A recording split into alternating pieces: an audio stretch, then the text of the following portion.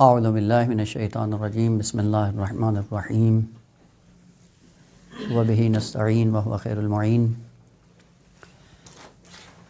سلسلہ کلام سیرہ تربیتی انبیاء علیہ السلام کے عنوان سے جاری تھا۔ حضرت ادریس علیہ السلام کے عنوان سے جو گفتگو ہوئی تھی اسی میں بعض نکات کی طرف جو اشارہ ہوا تھا، عرض کیا تھا کہ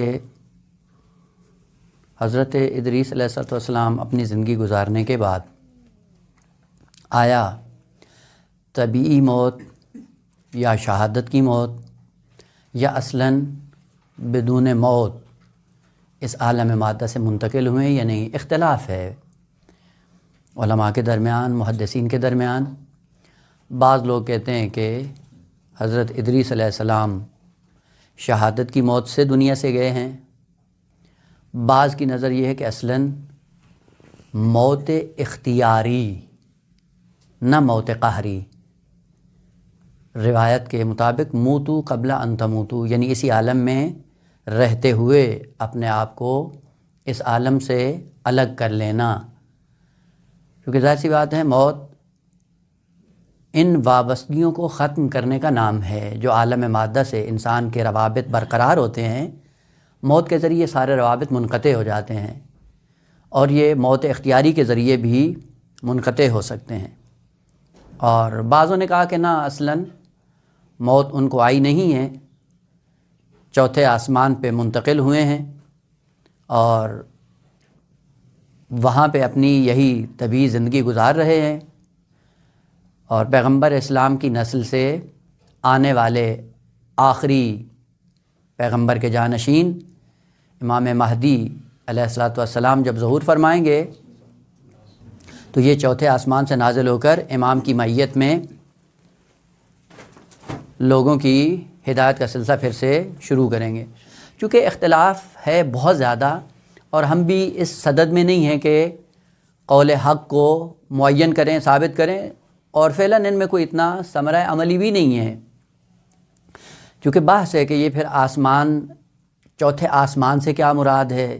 آسمان مادی ہے یا نہ آسمان جو لغت کے اعتبار سے بمعنی بلندی اور رفعت ہے، اور آسمان سے درجات ہیں اس کائنات کے، اور ان درجات میں چوتھے درجے پہ فائز ہونا یہ مراد ہے۔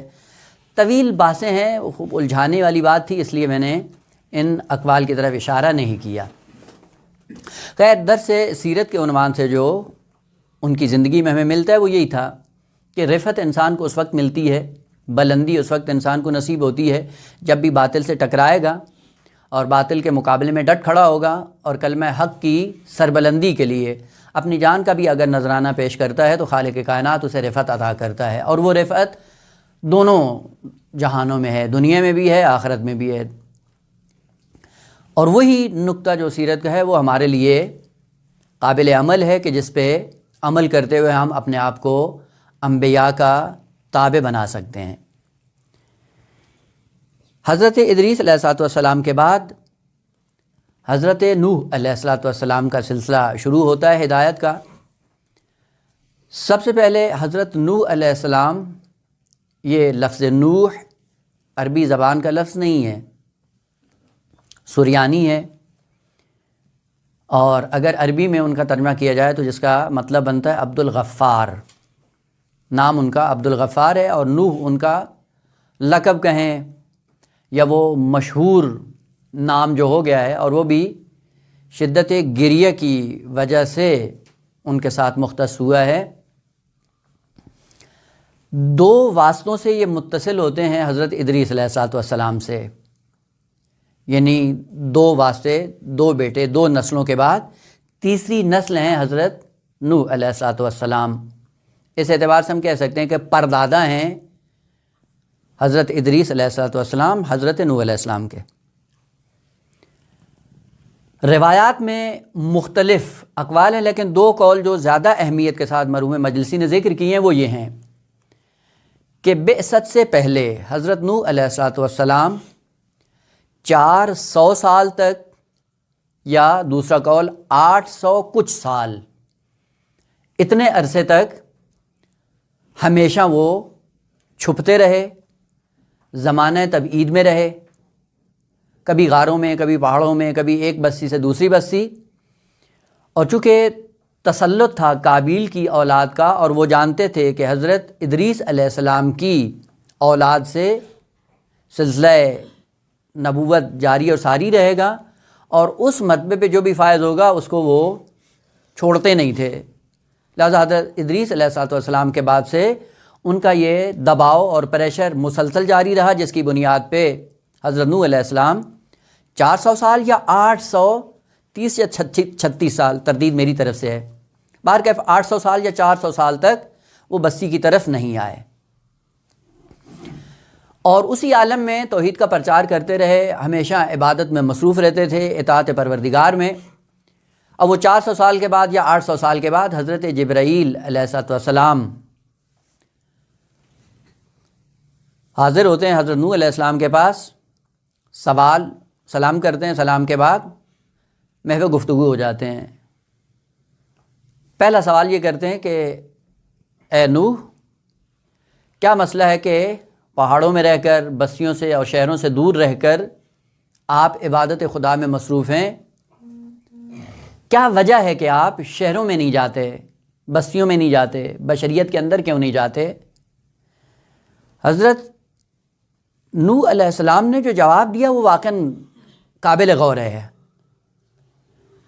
فرماتے ہیں کہ میرا معاشرے سے کٹ کر رہنا اور معاشرے سے الگ رہنا بلا وجہ نہیں ہے، ایک سبب ہے جس کی وجہ سے میں بشریت سے دور ہوا ہوں، اور وہ یہ ہے ان قومی لا یعرفون اللہ، میری قوم خدا پرست نہیں ہے، معرفت خدا نہیں رکھتے۔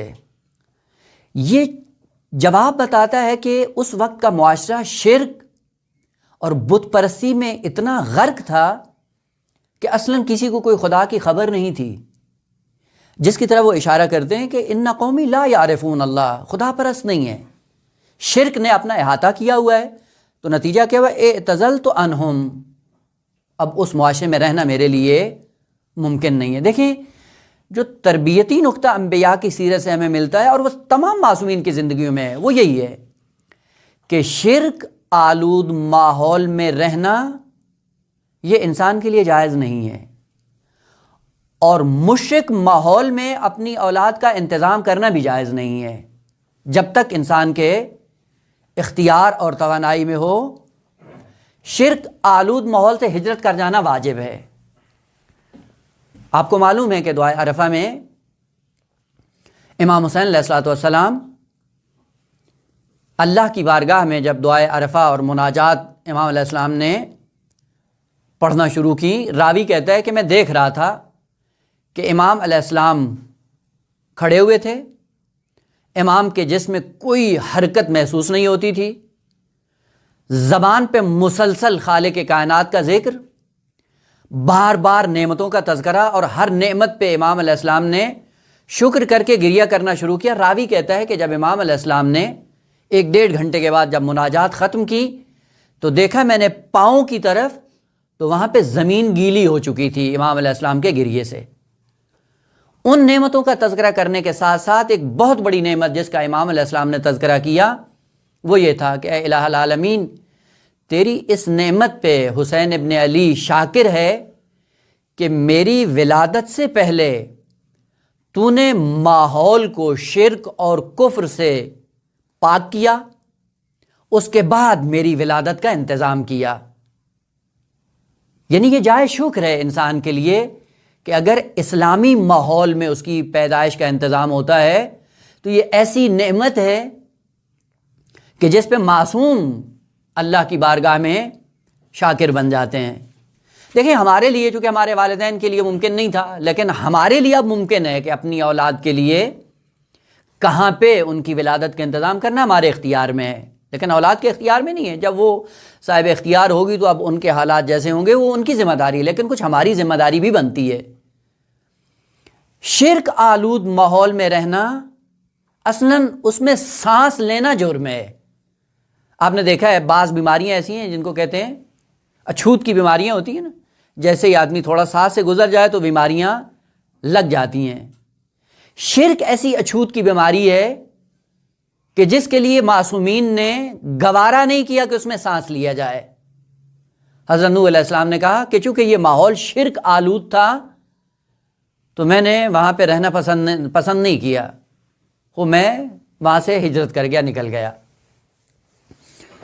وہاں پہ حضرت جبرائیل علیہ السلام فرماتے ہیں کہ اگر خالق کائنات تمہاری مدد کرے تو آیا تم اس معاشرے میں نہیں جاؤ گے؟ فوراً پلٹ کے اظہار خوشحالی کی جناب نوح علیہ السلام نے، اور کہا کہ اگر یہ چیز مجھے یقین ہو جائے کہ خالق کی نصرت اور مدد میرے شامل حال رہے گی تو میں فوراً وہاں پہ توحید کا پرچار جا کر کروں گا، لیکن خدا کی جب تک مدد نہیں ہوگی میں وہاں پہ قدم بھی نہیں رکھ سکتا ہوں۔ کیوں؟ جبرائیل علیہ السلام کو جواب دیتے ہوئے فرماتے ہیں کہ اگر میں اس عالم میں چلا جاؤں کہ ابھی وہاں پہ شرک آلود ہے اور میرے پاس کوئی پشتوانہ بھی نہیں ہے، کوئی ناصر اور یاور اور مددگار بھی نہیں ہے، تو جیسے ہی میں اس معاشرے کے اندر جاؤں گا تو کیا کریں گے؟ فقال نوح لا طاقت لی بہم، خود میرے اندر یہ توانائی نہیں ہے کہ میں جاؤں اور ان کو پیغام ہدایت یا پیغام توحید دوں۔ کیوں؟ لو عرفونی لقتلونی، کیونکہ وہ میرے پیچھے ہیں، میری تلاش میں ہے۔ اصلاً جتنی بھی قابیل کی نسل تھی وہ تلاش میں تھی کہ کہاں ہے وہ حضرت ادریس علیہ السلام کی نسل سے جو اس بشریت کے لیے منجی بنے گا، وہ کہاں ہے؟ میری تلاش میں ہے، اور جیسے ہی اس معاشرے کے اندر میں جاؤں گا، جیسے انہوں نے مجھے پہچانا مجھے قتل کر دیں گے۔ وہاں پہ جناب جبرائیل علیہ السلام نے کہا کہ خالق کائنات سلام بھیج رہا ہے، اور خالق کائنات نے 3 ہدیے آپ کے لیے بھیجے ہیں، اور وہ 3 ہدیے کیا ہیں؟ پہلا صبر، دوسرا یقین، تیسرا نصرت خداوند متعال۔ کہ یہ وہ 3 تحفے ہیں جو خالق کائنات نے مخصوصاً تیرے لیے بھیجے ہیں، اور یہ حکم دیا کہ آج کے بعد آپ کی ذمہ داری ہے کہ اس شرک آلود معاشرے میں جا کے تبلیغات کو شروع کرو اور توحید کا پرچم لہرانے کی کوشش کرو۔ جیسے ہی ان الفاظ کو سنا پہچان گئے کہ یہ کون ہیں۔ سوال کرتے ہیں کہ آپ کون؟ پھر جناب جبریل فرماتے ہیں کہ میں اللہ کا مقرر فرشتہ ہوں، اور ایک فوج ہے جو خالق کائنات نے میری معیت میں آپ کے استقبال کے لیے بھیجی ہے، اور آپ کو پیغام دینے آئے ہیں، پیغام بعثت، کہ آج کے بعد خالق کائنات نے آپ کو مبعوث فرما دیا ہے۔ انشاءاللہ بات آئے گی پیغمبر اسلام کے عنوان سے، تو وہاں پہ اس کو ذرا تفصیل سے عرض کریں گے، لیکن یہ ذہن میں رہے کہ انبیاء کے لیے جو بعثت کا مسئلہ ہوتا ہے، یہ بعثت یہ نہیں ہوتا کہ جس دن وہ مبعوث ہوتا ہے اس دن وہ نبی بن جاتا ہے، ایسا نہیں ہے۔ نبی معصوم ابتدائے خلقت سے ہی ہوتا ہے، لیکن حالات کو سازگار ہوتے ہوئے ایک ٹائم لگتا ہے۔ جب حالات سازگار ہو جاتے ہیں پھر خالق کائنات کی طرف سے حکم ہوتا ہے کہ آج کے بعد اپنے آپ کو ظاہر کر دو کہ تمہارا رابطہ خالق کائنات سے ہے، اور آج کے بعد ان کی ذمہ داری جو تبلیغ کی ہے وہ شروع ہو جاتی ہے۔ پس بعثت کا مسئلہ یعنی حالات کا سازگار ہونا اور اس فرصت کا فراہم ہو جانا کہ جس فرصت میں اللہ کا نبی پیغام ہدایت کو بہترین انداز سے بشریت کے اندر پیش کر سکتا ہو۔ اور بعثت البتہ جس طرح کہ عربی زبان کا لفظ ہے، کہتے ہیں اکسانے کو، یعنی پہلے انسان کو بھرا جاتا ہے، تیار کیا جاتا ہے، آمادہ کیا جاتا ہے، آمادہ کرنے کے بعد اس کو روانہ کیا جاتا ہے، یعنی تیاری کے ساتھ بھیجنا، عربی میں اس کو بعثت کہا جاتا ہے۔ لہٰذا تمام انبیاء مبعوث ہوئے ہیں، یعنی پہلے ان کو تیار کیا گیا، آمادہ کیا گیا، ماحول فراہم ہوا، ماحول کے فراہم ہونے کے بعد جب خالق کائنات نے دیکھا کہ اس وقت ایسے حالات ہیں کہ جس میں اپنے اس حجت کو بھیجا جا سکتا ہے، تب یہ حکم آ جاتا تھا کہ آج کے بعد آپ کی ذمہ داری ہے کہ بشریت کے اندر جا کر اعلان نبوت کریں اور اپنے آپ کا ارتباط خالق کائنات کے ساتھ جو ہے اس کو جا کے بشریت کے اندر عیاں کر دیں۔ حضرت نوح علیہ السلام کے عنوان سے البتہ یہ بات آئے گی بعد میں کہ وہ جو 3 تحفے ہیں کیا اس سے مراد ہے، صبر کیا ہے، یقین کیا ہے، اور نصرت خدا کیا ہے۔ یہ فقط وہ تھا، ہدیہ تھا۔ انشاءاللہ بعد میں چونکہ سیرہ کے عنوان سے بات جاری ہے، بعد میں عرض ہوگا تفصیل سے کہ ان سے مراد کیا ہے۔ ابھی صرف ایک اجمالی خاکہ سامنے آ جائے۔ قرآن کے اندر 120 آیات حضرت نوح علیہ السلام کے عنوان سے موجود ہیں، اور یہ کم نہیں ہے۔ حضرت موسیٰ علیہ السلام کے بعد اتنی کثرت کے ساتھ جن کا تذکرہ ہے وہ جناب نوح علیہ السلام ہیں۔ مختلف سور کے اندر ان سب کو اگر اکٹھا کیا جائے تقریباً 120 آیات بنتی ہیں کہ جو سیرہ حضرت نوح علیہ السلام کو بیان کرتی ہیں۔ زبان ان کی سریانی تھی، پیشہ یعنی مشغلہ جو ان کا تھا وہ نجاری تھی، جو ہم اردو میں بڑھئی کہتے ہیں، لکڑیوں کا کاروبار کرنا اور لکڑیوں سے اپنا روزمرہ، اور بعد میں وہ جو کشتی بھی بنائی تھی وہی اپنے فن کی مہارت ظاہر کی، اور وہی کشتی جو پھر ان کی نجات کا سبب بنی۔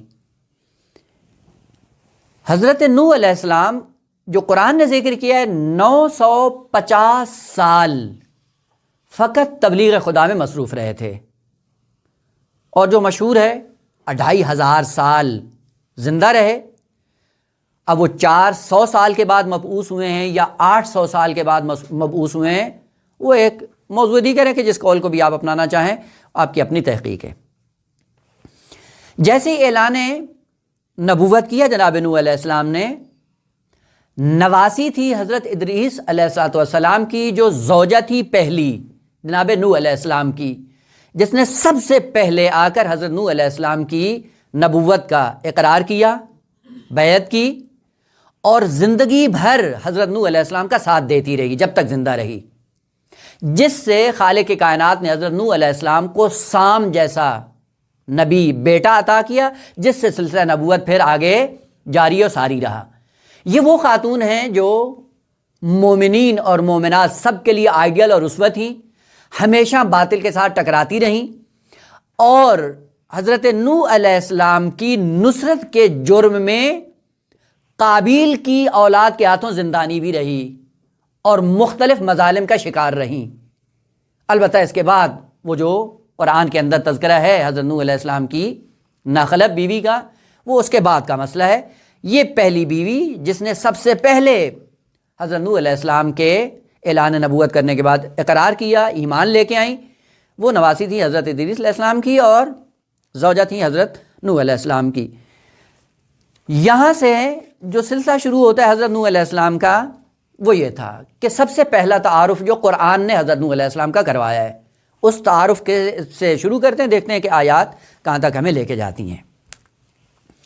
خالق کائنات فرماتا ہے وَسَلَامٌ عَلَى نُوحٍ فِي الْعَالَمِينَ،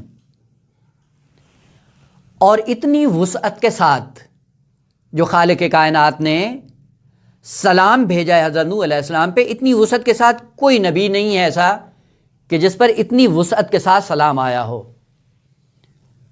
بقیہ انبیاء ہیں، آپ قرآن میں جا کر پڑھ لیں، سلام علی ابراہیم، سلام علی عیسیٰ، سلام علی موسیٰ، سب پہ ہے سلام علی، سب انبیاء کا تذکرہ کرتے، فقط سلام کا ہے، سلام کا ہے بس۔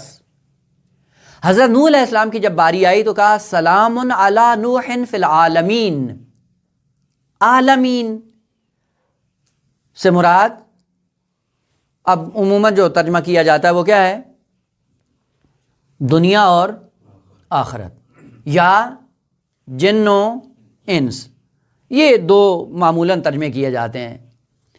اور یہاں سے بعض لوگوں کو شائبہ بھی ہوتا ہے کہ شاید عالمین عالم کی جمع ہے، نہ عالم کی جمع نہیں ہے، کیونکہ عالمین کا دائرہ کم ہے، عالم کا دائرہ وسیع ہے، اور جمع اگر ہو عالم کی تو مفرد کے اندر جو معنی ہوتا ہے کم از کم 3 مرتبہ تکرار کو جمع کہا جاتا ہے۔ مسلم یعنی اگر ایک ہے، جب اس کو جمع بنائیں گے مسلمون تو کم از کم 3 افراد پر مشتمل ہو، یعنی دائرہ وسیع ہو جاتا ہے جمع میں، جبکہ عالمین میں دائرہ کمتر ہے۔ بس یہ جمع نہیں ہے لفظ عالم کی، اگرچہ مادہ وہی ہے، لیکن یہ ذہن میں رہے کہ عالمین علم سے نکلا ہے، علم سے نہیں نکلا ہے۔ 2 مادے ہیں، عین لام میم ہی ہے، لیکن ایک علم ہے اور ایک علم ہے۔ علم نشانی کو کہا جاتا ہے، آیت کو، ایڈریس کو، اور علم آگہی ہے، دانش ہے، اور پس لفظ عالم یا عالمین علم سے نکلا ہے، بمعنی علامت، بمعنی نشانی، بمعنی آیت۔ جتنی بھی کائنات ہے وہ ساری کی ساری علامت ہے ذات پروردگار کے لیے۔ اور عوالم کے یعنی مختلف کائنات کے جو مراتب ہیں، اب وہ موٹے موٹے جو ہمیں یاد ہیں وہ 3 ہیں: عالم عقل، عالم مثال اور عالم مادہ، یہی جن سے ہم ملموس ہیں۔ البتہ وہ جو عرفاء نے یا فلاسفہ نے عوالم کو ذکر کیا ہے اس میں جانے کی ضرورت نہیں ہے کیونکہ بات سے دور ہو جائیں گے۔ یہ 3 عالم، عالم مادہ، عالم برزخ اور عالم عقل یا عالم تجرد بھی آپ اس کو کہہ سکتے ہیں۔ انسان جب وہاں سے آتا ہے عالم عقل سے یعنی خالق کی کائنات سے، جب حرکت کر کے اس دنیا میں پہنچتا ہے تو اس کو انہی عوالم سے ہوتے ہوئے گزارتے ہوئے اس دنیا میں بھیجا جاتا ہے۔ عالم عقل سے عالم مثال، عالم مثال سے عالم مادہ، عالم مادہ میں جب آتا ہے تو یہاں سے یہ سیر یا یہ حرکت اس کی قہری ہے، اختیاری نہیں ہے۔ پھر یہاں سے انسان اپنے اختیار کے ساتھ عالم مادہ سے عالم برزخ اور عالم برزخ سے عالم عقل میں اپنے ارادے اور اختیار سے منتقل ہوتا ہے۔ اور وہی تعبیر جو قرآن نے ذکر کی، انا للہ و انا الیہ راجعون، ہم چلے کہاں سے تھے؟ خالق کائنات کی طرف سے، اور جانا کہاں ہے؟ وہیں تک جانا ہے۔ خوب آئے تھے تو کس طرح تھے اور جانا ہے تو کس طرح جانا ہے؟ دیکھیں ایک چھوٹی سی مثال عرض کروں۔ بس اوقات انسان یہ سمجھتا ہے کہ شاید ہمارا یہاں پہ آنا عبث ہے، فضول ہے، اور چہ بسا کہ ہم اپنی زبانوں پہ یہ مشکلات کے وقت ہم یہ گمان بھی کرتے ہیں، وہ ہمارا کیا فائدہ تھا اس دنیا میں آنے کا، ہم نے کون سی مشکل حل کی ہے۔ خوب چونکہ معرفت نہیں ہوتی اس قسم کے اعتراضات اور سوالات ذہن پہ آتے ہیں۔ سمندر ہے اور اس کے اوپر جب سورج کی روشنی پڑتی ہے، گرمی کی شدت ہوتی ہے تو کیا ہوتا ہے؟ یہی پانی کس میں تبدیل ہوتا ہے؟ بخار میں۔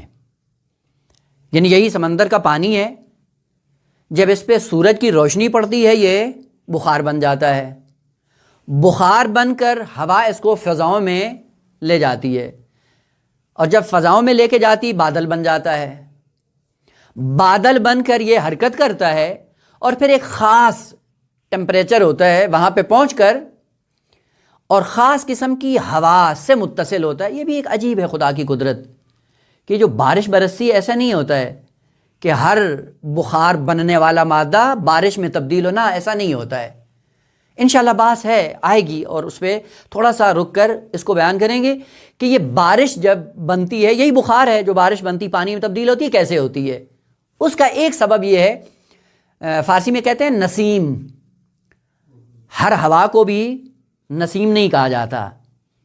نسیم وہ ہوا ہوتی ہے جو پھولوں پہ آئے تو ان کے اندر خوشبو پیدا کر دیتی ہے، اور ان بادلوں سے جب متصل ہوتی ہے ان کو بارور کر دیتی ہے، اور وہ پانی بن جاتے ہیں پھر سے، اور پانی بننے کے بعد اب پھر وہ بارش کی صورت میں پھر زمین پہ اتر آتے ہیں۔ بس یہی بخار جو بن کر فضاؤں میں گیا تھا، نسیم سے جب ملتا ہے پھر پانی بنتا ہے اور بارش بن کر پھر زمین پہ آتا ہے۔ یہ مثال اس لیے عرض کی تھی، اگر اس پہ غور کریں، سمندر میں یہی پانی تھا، پھر ایک ایسا عالم آیا کہ بخار میں تبدیل ہوا، بخار سے پھر بادل میں تبدیل ہوا، بادل میں پھر نسیم سے متصل ہو کر پھر پانی بن گیا، بارش میں تبدیل ہو کر پھر زمین پہ آیا ہے۔ زمین پہ آنے کے بعد اب کیا ہے؟ اب زمین پہ آنے کے بعد پھر چل رہا ہے، حرکت کر رہا ہے، چلنے کے بعد کس کی تلاش میں ہے؟ سمندر کی تلاش میں ہے۔ یعنی جہاں سے چلا تھا وہیں پہ پھر جا رہا ہے۔ بارش آتی، بارش آنے کے بعد یہ جتنی بھی ہیں وادیاں، نہریں، دریا چل نکلتے ہیں اور جا کر منتہی ہو جاتے ہیں سمندر پہ۔ یعنی زمین پہ آنے کے بعد بھی اب پھر تلاش میں اسی اپنے مبدا کی طرف جہاں سے جدا ہوا تھا۔ اگر یہ اپنے زبان حال سے اگر اس بارش کے قطرے سے پوچھو تو کیا جواب دے گا؟ انا للہ و انا الیہ راجعون۔ میں کہاں سے چلا تھا؟ سمندر سے۔ کہاں پہ منتہی ہوا ہوں؟ سمندر پہ۔ یہ بیچ میں اتنے ادوار جو اس پہ آئے وہ کس لیے تھے؟ وہ اس لیے تھے کہ مختلف عوالم کے اندر مختلف مخلوقات کی ضروریات تھیں، ان ضروریات کو پورا کرنے کے لیے کبھی اس کو بخار میں تبدیل کیا، کبھی اس کو بادل میں تبدیل کیا، کبھی پھر اس کو پانی میں تبدیل کر کے بارش کا وجود دے کر اس کو پھر بشریت کی ضروریات کو پورا کرنے کے لیے اس میں بس یہ جو بار بار تبدیل ہو رہا ہے، ہر عالم میں پہنچنے کے بعد اس عالم کی ضروریات کو پورا کر رہا ہے۔ اس انسان کو بھی جو خالق کائنات سے لے کر اس عالم مادہ میں پہنچایا گیا ہے، زبان حال ہر انسان کی یہی ہے کہ تمہیں جو بھیجا گیا ہے ابس نہیں بھیجا گیا، ایک تو تمہیں منزل کمال تک پہنچانا ہے، اور دوسرا تمہاری انسانیت کا کام یہ ہے کہ تم دوسری مخلوقات کے کام آ سکو، ان دوسری مخلوقات کی ضروریات کو پورا کر سکو۔ جس عالم میں آؤ خداوند عالم کی توحید کا پرچار کرتے رہو اور اپنی ذات کے ذریعے خالق کائنات کا ایڈریس بتاتے رہو۔ لیکن ہوتا یہ ہے کہ جب اللہ کی طرف سے آتے ہیں، بغیر اختیار کے آتے ہیں، تو آپ نے دیکھا ہے کہ جب عالم دنیا میں پہنچتے ہیں، بعض صحیح و سالم ہوتے ہیں اور بعض صحیح و سالم نہیں ہوتے۔ اب وہ ایک الگ عقیدتی بات ہے کہ ناقص جو پیدا ہوتے ہیں، کیوں ناقص پیدا ہوتے ہیں؟ کہ اس میں آیا معاذ اللہ خدا کی کوئی غلطی ہے یا خود اس انسان کی مشکل ہے؟ لیکن خالق کائنات نے کہا کہ جتنے عوالم حضرت نوح علیہ السلام نے طے کیے، ہر عالم میں یہ سالم اور محفوظ ہے، خدا سے چلا سالم محفوظ، یعنی کوئی ایسی چیز جو ان کے وجود کو آلودہ کر سکے ان کے قریب بھی نہیں آئی۔ عالم عقل میں ہے، عالم وہم و خیال جیسی برائی اور نقص ان کے قریب نہیں۔ آپ نے دیکھا ہے کہ اکثر لوگ ہیں جو خیالات کی دنیا میں زندگی بسر کرتے ہیں یا اوہام کی دنیا میں زندگی بسر کرتے ہیں، عقل کے سائے میں ان کی زندگی نہیں ہوتی ہے۔ لیکن خالق کائنات نے یہ سند دی ہے جناب نوح علیہ السلام کو کہ جس نے زندگی بھر خیال اور وہم کی پیروی نہیں کی وہ حضرت نوح علیہ السلام ہے، ہمیشہ سالم، عقل جیسی نعمت، اور وہ بھی صحیح و سالم، کبھی اس پہ خیال اور وہم کا حملہ نہیں ہوتا۔ جب عالم دنیا میں آتے ہیں صحیح و سالم ہیں، یعنی نقص جسمانی نہیں ہے ان کے اندر۔ اور یہ نبوت عامہ کی ایک بات ہے، نبوت عامہ یعنی وہ اسباب اور وہ شرائط اور وہ خصوصیات جو ہر نبی کے اندر بدرجہ اتم ہونی چاہیے، ان میں سے اگر ایک بھی مفقود ہو جائے گی وہ نبی بننے کے قابل نہیں ہے۔ ان میں سے ایک شرط یہ ہے کہ جسمانی اعتبار سے جب دنیا میں آئے تو صحیح و سالم ہو، ذرہ برابر اس کے اندر نقص نہ ہو، چونکہ نقص ہدایت کے ساتھ سازگار نہیں ہے۔ ان کو بھیجا جا رہا ہے ہدایت کے لیے۔ ہدایت کی شرط ہے جاذبہ، جس کے اندر جذب کرنے کی صلاحیت نہیں ہوگی وہ کبھی ہادی نہیں بن سکتا، اور جس کے اندر نقص جسمانی ہوتا ہے اس کے اندر جاذبیت ختم ہو جاتی ہے۔ جب جاذبیت ختم ہوتی ہے ہدایت کرنے کے قابل نہیں ہوتا، جو ہدایت کرنے کے قابل نہیں وہ نبی بننے کے قابل بھی نہیں ہے۔ لہذا جسمانی اعتبار سے ہر نبی کو صحیح اور سالم ہونا چاہیے، ایک بات۔ دوسرا سوال کیا آیا، نبی جب صحیح و سالم دنیا میں آتا ہے، مرور زمان کے ساتھ نقص جسمانی اعتبار سے اس کے اندر پیدا ہو سکتا ہے یا نہیں؟ بھلے زخم بھی لگ سکتا ہے، بخار بھی ہو سکتا ہے، لیکن یہ نبوت عامہ میں ضرور ذکر ہوا ہے کہ ایسا نقص بعد از خلقت یعنی وجود میں آنے کے بعد بھی ایسا نقص یا ایسا عیب جو قابل تنفر ہو، کبھی معصوم اس سے اس نقص اور عیب میں مبتلا نہیں ہو سکتا۔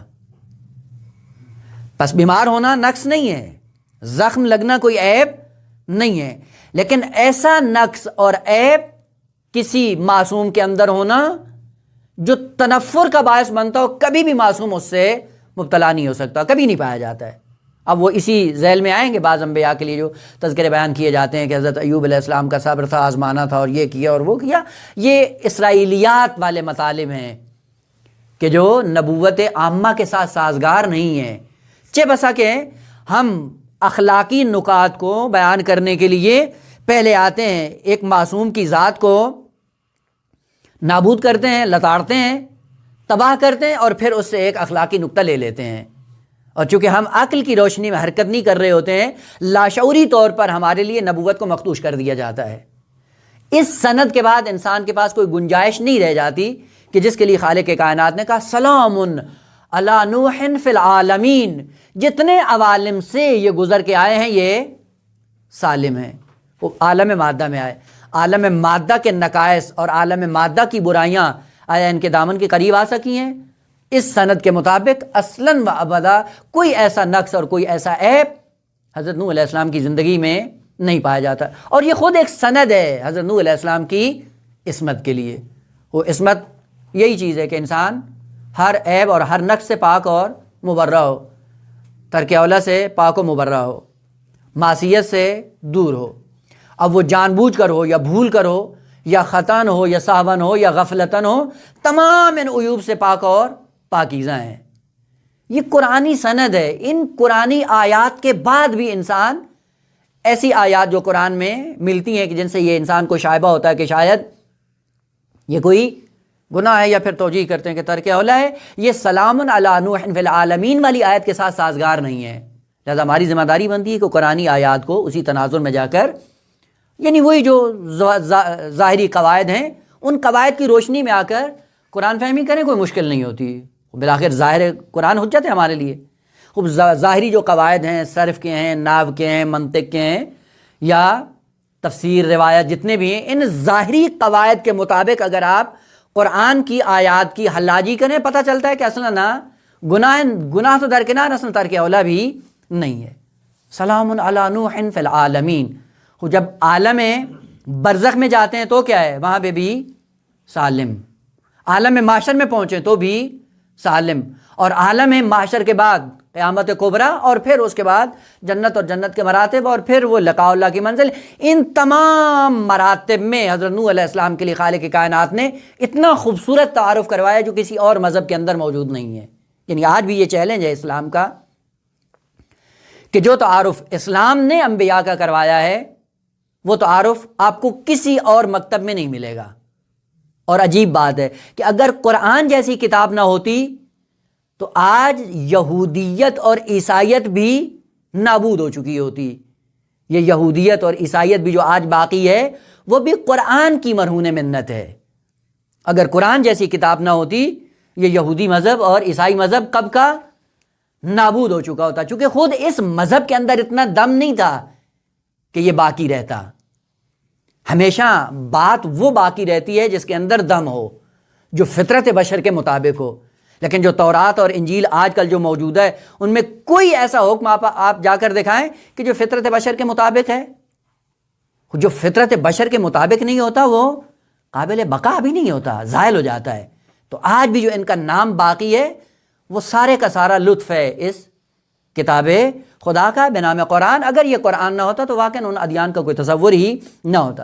یہ تعارف کروایا خالق کائنات نے حضرت نوح علیہ السلام کا، سلام علی نوح فی العالمین۔ البتہ ضمناً اگر آپ لوگ کرنا چاہیں تو بہت خوبصورت ہو جائے گا کہ آپ تورات میں یا انجیل میں جا کر انبیاء کا تعارف ان سے بھی پڑھ کر دیکھ لیں کہ انہوں نے انبیاء کا تعارف کس طرح سے کروایا ہے۔ اس کے بعد اگر مقایسہ کریں قرآن کا اور ان کتب کا، بعد میں پتہ چل جائے گا کہ کون سی ایسی کتاب ہے جو فطرت بشر کے ساتھ سازگار ہے۔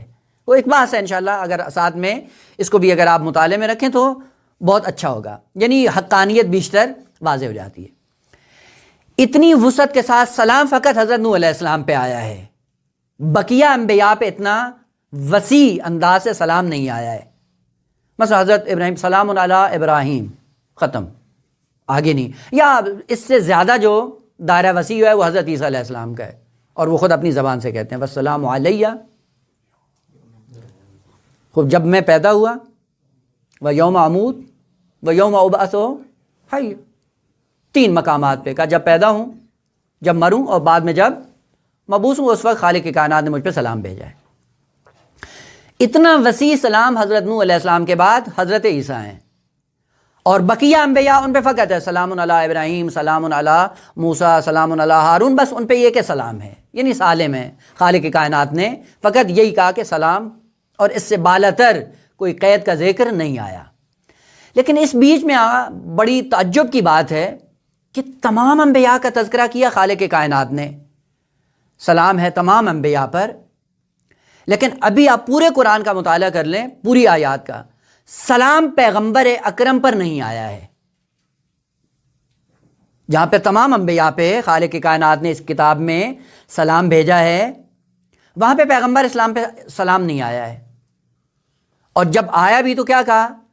سلام علی آل یاسین، یا وہ تجوید کے مطابق سلام علی الیاسین، وہی مراد آل یاسین ہے، یعنی آل یاسین کا تذکرہ ہے، خود یاسین پہ سلام نہیں آیا، پیغمبر اسلام پہ خالق کائنات نے سلام نہیں بھیجا ہے۔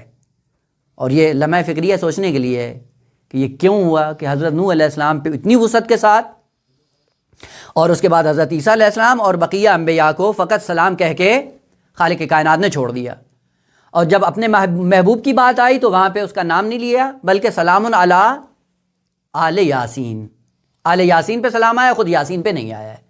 وجہ کیا ہے؟ سبب کیا ہے؟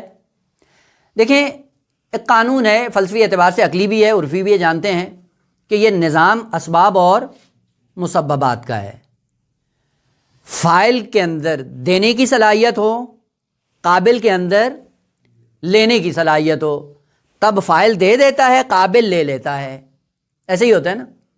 جس قابل میں لینے کی صلاحیت نہیں ہوتی تو اس میں فاعل اگرچہ بے معنی عتم فیض کا مالک ہوتا ہے لیکن قابل نہیں لے پاتا۔ مثلا کئی ایک مثالیں ہیں، اور عموماً عرض بھی کرتا رہتا ہوں، شاید تکرار بھی ہو، کہ مثلا آپ بہت بڑے عالم ہیں، بہت بڑے مفسر ہیں، بہت بڑے عقائد کی دنیا کے ماہر قسم کے عقائد کی آواز بیان کرنے والے ہیں، لیکن یہی جبر اور تفویض کا عقیدہ آپ 1 سال کے بچے کو سمجھا دیں، نہیں سمجھا پائیں گے۔ مشکل آپ کی نہیں ہے، آپ ماہر ہیں، آپ کے اندر صلاحیت ہے، آپ کے اندر یہ توانائی پائی جاتی ہے، لیکن جبر اور تفویض کی اس بچے کو سمجھ نہیں آتی۔ کیوں؟ چونکہ اس کے اندر قابلیت نہیں ہے۔ جب اس کے اندر قابلیت آئے گی تو آپ سے فیض لے لے گا۔ بعض ایسے قابل ہوتے ہیں جو فاعل سے بغیر واسطے کے لے سکتے ہیں، اور بعض ایسے قابل ہوتے ہیں، قابل یہ اردو والا قابل نہیں ہے، کیونکہ ہم اردو میں قابل کس کو کہتے ہیں؟ ہاں، جس کی صلاحیت بہت زیادہ ہو، یہ بڑا قابل ہے، یعنی بڑا ذہین بچہ ہے نا۔ قابل یعنی لینے کی صلاحیت رکھنے والا، صلاحیت کو قبول کرنے کی جس کے اندر توانائی ہو، اس کو قابل کہا جاتا ہے، جو فاعل سے کچھ لے سکے۔ وہ بعض ایسے ہوتے ہیں جو فاعل سے ڈائریکٹ لے سکتے ہیں، اور بعض ایسے ہیں جو فاعل سے ڈائریکٹ نہیں لے سکتے۔ جو ڈائریکٹ نہیں لے سکتے پھر ان کو کیا کیا جاتا ہے؟ بیچ میں واسطہ قرار دیا جاتا ہے۔ واسطہ فاعل سے لیتا ہے اور پھر اپنے وجود میں اتار کر اس قابل کو اس کی صلاحیت کے مطابق دے دیتا ہے۔ انبیاء کا سلسلہ بھی یہی ہے کہ انبیاء کیا کرتے ہیں کہ خالق کائنات سے پیغام لیتے ہیں، پیغام ہدایت، شریعت، یہ ذمہ داری تھی پوری بشریت کی، یہ کیوں نہیں لیتے ہیں؟ سب کی ذمہ داری جا کے اللہ سے لیں، کہ سب بشریت میں اتنا دم نہیں تھا کہ ڈائریکٹ اللہ سے اپنے ہدایت کا پیغام لے سکیں۔ پھر کیا ہوا کہ اب اسی انسان کے اندر ایک ایسا شخص ہونا چاہیے جس کے اندر یہ صلاحیت ہو کہ ڈائریکٹ اللہ سے لے کر اپنے وجود میں اتار کر پھر اس بشریت کو پہنچا سکے۔ پس بشریت پر پیغام ہدایت آتا ہے واسطے کے ذریعے، ڈائریکٹ یہ نہیں لے سکتے ہیں۔ یہ نظام ہے کائنات کا، اسباب اور مسببات کا۔ سلام بھی اللہ کا فیض ہے، رحمت بھی اللہ کا فیض ہے، لیکن رحمت وہ فیض ہے کہ جو بلا واسطہ خالق کائنات سے نازل ہوتا ہے۔ یعنی سب سے پہلا فیض جو خالق کائنات سے وجود میں آتا ہے وہ کیا ہے؟ رحمت۔ رحمت کے سائے میں پھر بقیہ کمالات اور بقیہ فیوزات جاری اور ساری ہوتے ہیں۔ سلام وہ فیض ہے جو رحمت سے جنم لیتا ہے، رحمت وہ فیض ہے جو خالق کائنات سے وجود میں آتا ہے۔ یہی وجہ تھی کہ خالق کائنات نے اپنے محبوب پہ سلام نہیں بھیجا۔ اگر اپنے محبوب پہ سلام بھیجتا تو اس کا مطلب یہ ہوتا کہ خود اپنا محبوب بھی سلام لینے میں کسی غیر کا محتاج ہوتا جو اللہ سے لے کر پیغمبر تک پہنچائے۔ اور پیغمبر اسلام کو کہا وَمَا أَرْسَلْنَاكَ إِلَّا رَحْمَةً لِّلْعَالَمِينَ۔ سب سے پہلا فیض لینے والا خالق کائنات سے کون ہے؟ وہ پیغمبر اسلام کی ذات ہے۔